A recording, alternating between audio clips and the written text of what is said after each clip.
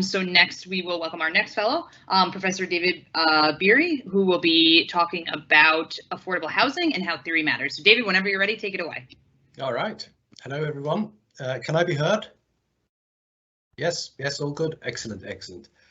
Well, thank you very much for this opportunity. And I'm a professor of public policy and economics. So, everybody needs somebody to gang up upon. The economist in the room, that's me. And I'm here with some super exciting theoretical news. We have been measuring housing affordability all in the wrong ways. And I will argue with you why, more or less, the 30% federal housing affordability limit doesn't make much sense. So without further ado, let's dive into what we have in store for you. I guess in this venerable audience, I don't need to convince anyone that in the United States, in particular in urban areas such as New York, we are experiencing something of a housing affordability crisis. It's a perennial problem. There is quite a bit of literature. What can we do about it? And in some ways, that's what this group is all about. What can be done? Now, I do realize, of course, that homelessness and housing affordability have overlapping conceptual areas. In some cases, there is even a causal relationship between the two. Today, I will really want to focus on the question of affordability because, like homelessness, perhaps at the federal level, housing policy is more focused on this issue of affordability. And what is affordability? How do we recognize it, or how do we recognize the opposite when things are not affordable? How have we been thinking about this issue? And when I say I do theory, most of my students roll their eyes, and you're collectively invited to be doing the same thing.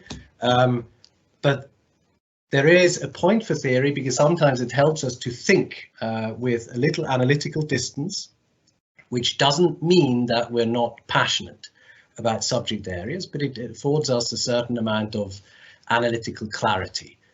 Next slide, please. And so what are the issues? Well, the issues with affordable housing really come down to an issue in the housing market, which is the price of housing that varies locally, and of course, income issues. So in some ways, housing affordability is both an income and a housing expenditure issue. What this fairly interesting slide, to nobody's surprise, shows you essentially the median income that is required for you to buy the median house in a given area. And so when I show this to my students, I tell them, look, if you want to live comfortably out west, you're going to be making at least 150,000 K in San Francisco to be affording something nice.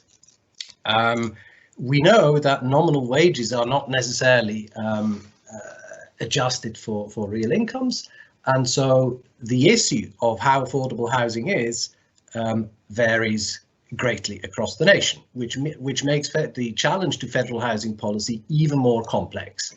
How should we tackle at a federal level, state level, to this complex issue when two prime markets are involved? It's the market for housing and the market for jobs. And in the last 10 years, for sure, the focus has been way too much on the cost of housing front, I would argue, than the income front. Because you see, if we gave everyone, if we passed legislation on universal basic incomes, a lot of affordability issues would disappear, perhaps, or at least in the short run.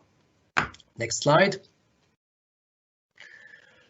So when we generally talk about housing affordability, we operationalize it in the way that we think about it as what economists call a rent-to-income ratio. So how much housing expenditures do we have vis-a-vis how much money we make? And so for sure, historically, housing is the largest chunk budget item to households. And so it has come to pass that federal legislation has empirically gotten itself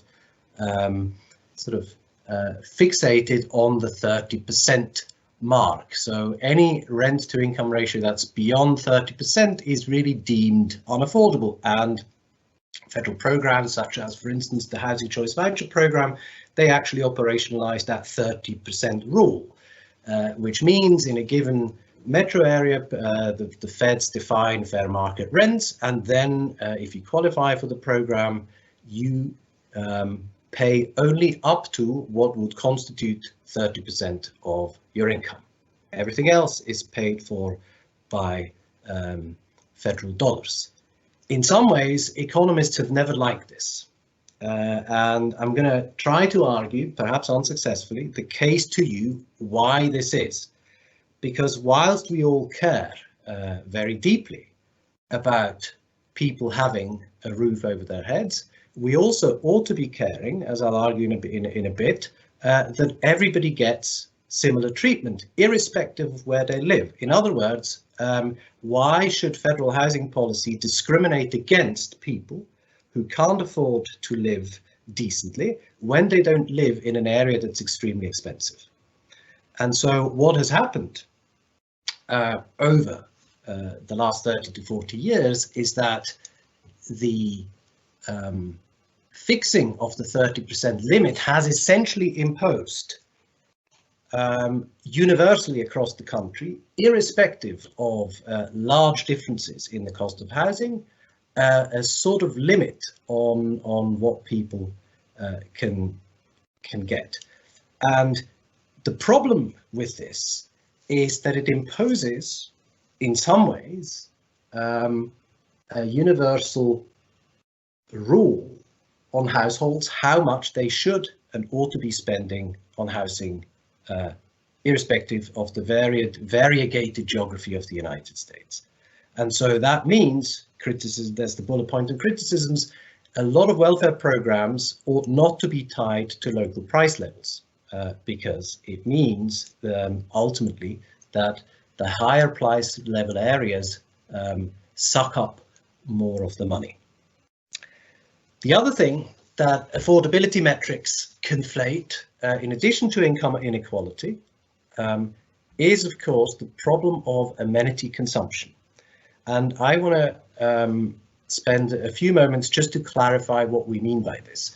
Because if you purchase a unit of housing in a metro area such as New York versus a metro area, give me a sort of a more rural metro area in upstate New York perhaps, or I could even go as far as Southwest Virginia where I'm based, that unit of housing, all else equal, buys you a very different bundle of amenities. Many young and upwardly mobile, highly educated people choose to live in relatively expensive metro area precisely because these metro areas afford them amenities such as a thick labor market, even a market for dating that is quite attractive, that wouldn't be so attractive in a rural area. Amenities such as access to parks, maybe even school systems, transportation infrastructure and so forth, that they would not be able to purchase if they were to buy that same unit of housing elsewhere. So rent is the price that we pay for housing on the one hand, but we also pay something else with it, namely local amenities. And part of the reason against the argument for federal dollars to heavily subsidize housing in more expensive areas is because these federal dollars would at the same time not only subsidize housing, but they would also subsidize more amenities. And then the question becomes, is it fair that the federal government predominantly subsidizes amenities in prosperous urban areas versus elsewhere? And the theoretical answer is, well, what is the opportunity cost? What else could you be doing with that money? And one interesting thought experiment that could be is to say that, well, with that money, if we reduced housing benefits to expensive metro areas and we're spreading the money that we save a little more widely, we could actually cover more households in need. And that poses a really delicate problem that we always have in public policy, which is who, if we have limited funds, who do we help? Do we help a limited amount of people, what do we maximize? Do we maximize how much we can help a limited amount of people, or do we maximize how many people in total we can help? And that's ultimately the policy conundrum. Next slide, please. And so I've said all of that essentially already, which goes to the debate between whether policy should be place-based, should it be focused on where things are happening in a particular locality, or should policies be people-based, which means we look at two equivalent people with equivalent needs, and do we want to argue that somebody, a low-income household in New York City, and the low-income household in rural Southwest Virginia should be treated the same, or should they be treated differently simply because of a location choice that they have made? Next slide, please. There are lots and lots of other elements that play a role, of course, in housing affordability, and that graph simply gives you a way to think about it, which is a simple plotting of metro areas in the United States in two-dimensional space. On the lower axis you have, on the x-axis you have an index of how much how tightly land is regulated. So cities that show up on the right to the graph, I guess I should do this, on the right to the graph, have the most tight land use regulation, and cities, and on the vertical axis, what you see is how elastic or how easily more housing translates into lower prices. Because some people, as the article in the beginning showed, simply say you throw more housing supply at the problem. But in many areas, we also know when housing supply cannot expand because of regulation, that won't do much other than simply increase prices that will then benefit the land-owning gentry, in the same way that it did in early 18th century Britain, and famous economists like David Ricardo already saw that this was part of the problem. So in some ways, we have both an issue on the demand and on the supply side. Can rent control be a solution to this? Well, it depends. Of course, I don't want to get myself on my first intellectual outing to the group into too much of a Hell's Kitchen, but in my professional circles, it's clear that the answer to housing, to rent controls is it only ends up in tears ultimately, because we see it in New York City. The households that need housing the most never end up living in rent-controlled units. There is a political economy of rent-controlled units where people with good connections ultimately secure themselves those houses, and so that is also not a solution. Next slide, please. We're very close to the end. And so in a larger sense then, for state intervention in the housing market, we ask ourselves two questions. Where should subsidies go? And, you know, homeowners are, of course, subsidized very heavily by the federal government in ways that is not immediately evident. But the next time that any homeowner who's listening to this is doing, the itemized deduction in the federal tax forms, where we get our state and local taxes back from the federal government, where we can actually apply our mortgage interest and principal payments against federal tax liabilities, you know that you've received a subsidy. And there too is the question of social justice.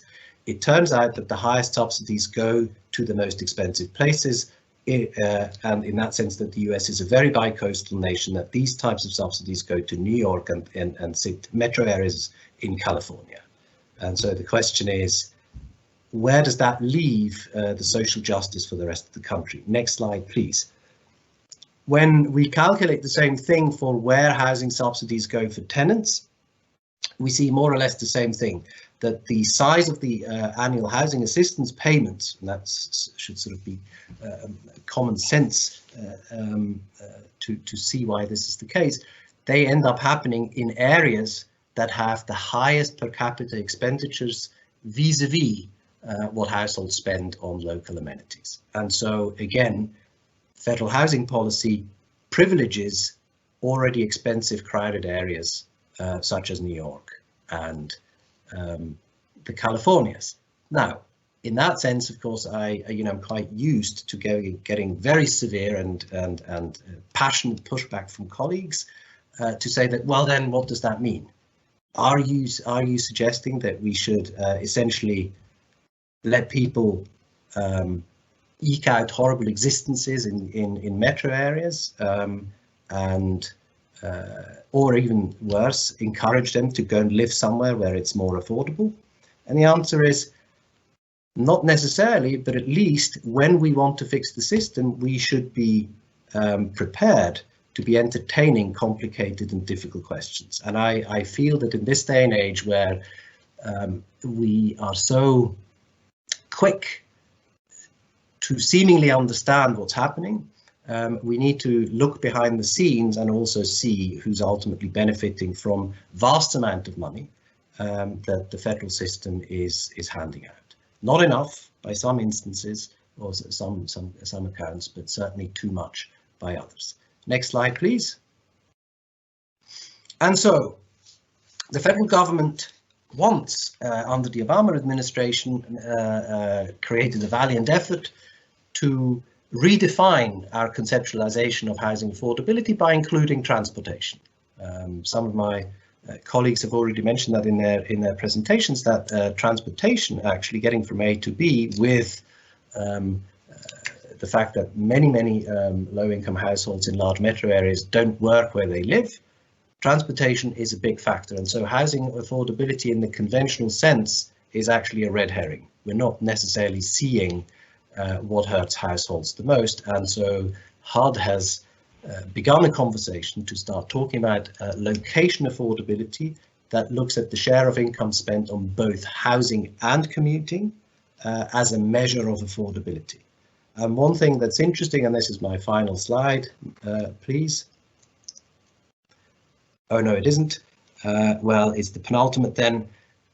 One thing that you do see in this slide is that those households who spend currently the most, those low-income households who spend the most in terms of transportation costs as share of their income, actually end up receiving the least amount of housing subsidies in the Housing Choice Voucher Programme, which essentially simply means the Housing Choice Voucher Programme benefits households who have access to, albeit, as we've heard, sometimes problematic mass transit systems, but those households who have to rely on private transportation and do not, for instance, when I was a faculty member at the University of Michigan, I had plenty of opportunity to see how desperately locked in place households are in the greater Detroit metro area, where there is no mass transit system to speak of, how these households do not benefit at all from federal dollars that go towards housing subsidies. So now on to my final slide, really. And so when we shift the focus from housing affordability to location affordability, our conception of which places are the most affordable versus those that are not so affordable changes dramatically, as is illustrated in this table that I won't be able to walk you through. If you're interested in this seemingly contrarian argument, then please contact me. I'm happy to chat and defend this position, or use it at least as a conversational starting point. With that, I thank you for your attention and look forward to fielding any particular questions.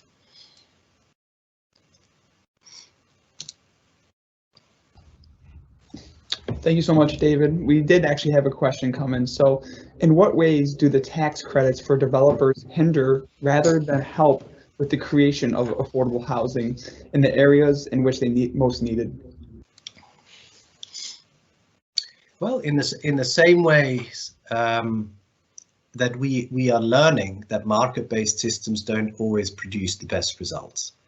There is quite ample evidence that the low-income housing tax credits, for instance, benefit the wrong interests, the wrong political interests.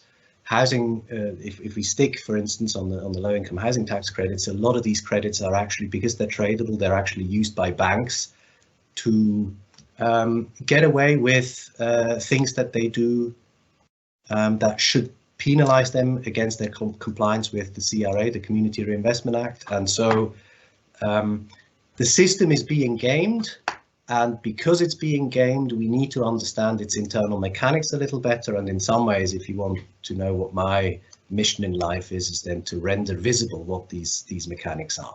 And I think sometimes we shy away from the uncomfortable truths. And so I think low-income housing tax credits simply are not in a clever way of producing what's needed.